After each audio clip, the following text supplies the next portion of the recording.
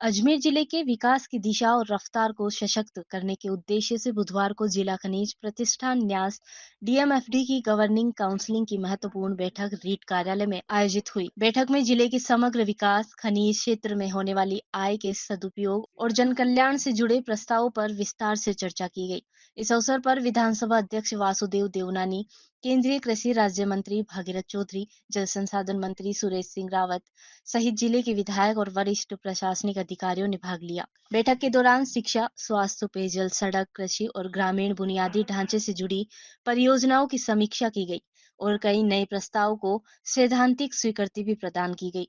अधिकारियों ने बताया कि डीएमएफटी फंड का लक्ष्य खनिज प्रभावित क्षेत्रों में जीवन स्तर सुधारना और बुनियादी सुविधाओं को सुदृढ़ करना है। बैठक में इस बात पर जोर दिया गया कि ये योजना का लाभ सीधे आमजन तक पहुंचे और कार्यों की गुणवत्ता पर किसी भी प्रकार का समझौता न हो। बैठक का माहौल रचनात्मक और विकासोन्मुख रहा, जिसमें जन कल्याण को प्राथमिकता देने की स्पष्ट नीति देखने को मिली। विधानसभा अध्यक्ष वासुदेव देवनानी ने कहा, अजमेर जिले के हर वर्ग तक विकास का लाभ पहुंचे, यही हमारी प्राथमिकता है। पारदर्शी और परिणाममुखी योजनाओं के माध्यम से हम जिले को एक आदर्श विकास मॉडल के रूप में स्थापित करने के लिए प्रतिबद्ध है। डीएमएफटी की विकास के बारे में आज मीटिंग हुई।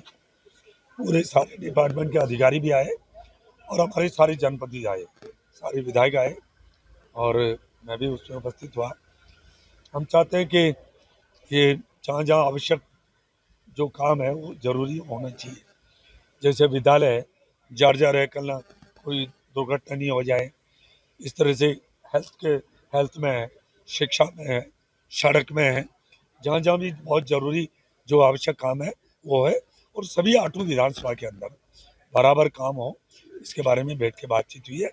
और त्यौहार कलेक्टर साहब ने कहा कि क्योंकि मोदी जी का यही नारा सबका साथ, सबका विकास, सबका विश्वास, सबका प्रयास, इसी मूल मंत्र के आधार पर सभी लोकसभा के अंदर अजमेर जिले में समान रूप से काम हो, इसके बारे में चर्चा हुई है और सब नोट कर लिए। और बहुत जो आज की मीटिंग हुई है वो सार्थक हुई। देखिए, डीएमएफटी का जो पैसा है वो जिले की गवर्निंग काउंसिल एक्ट जो सेंट्रल गवर्नमेंट ने बनाया है, उस एक्ट में प्रोविजन है कि उस जिले का पैसा जिले में ही खर्च होगा और जिले की गवर्निंग काउंसिल तय करेगी कि कौन सा पैसा किस में लगेगा।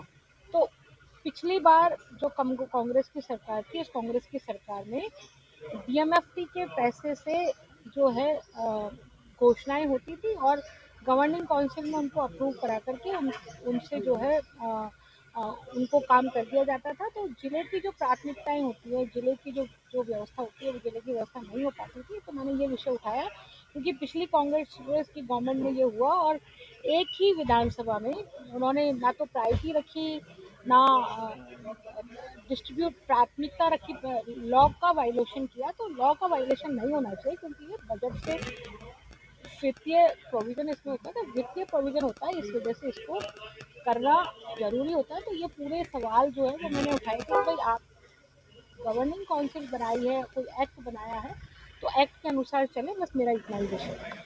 कैंसर बीमारी ही ऐसी है, चिंता तो होगी ना। लेकिन अब अपनी चिंता को बदलो विश्वास में, क्योंकि आदिनाथ कैंसर मेडिसिटी में है रेडियोथेरेपी, कीमोथेरेपी और कैंसर सर्जरी के उपचार के साथ आधुनिक सुविधाएं भी। विजिट करें आदिनाथ कैंसर मेडिसिटी एट चाची आवास अजमेर।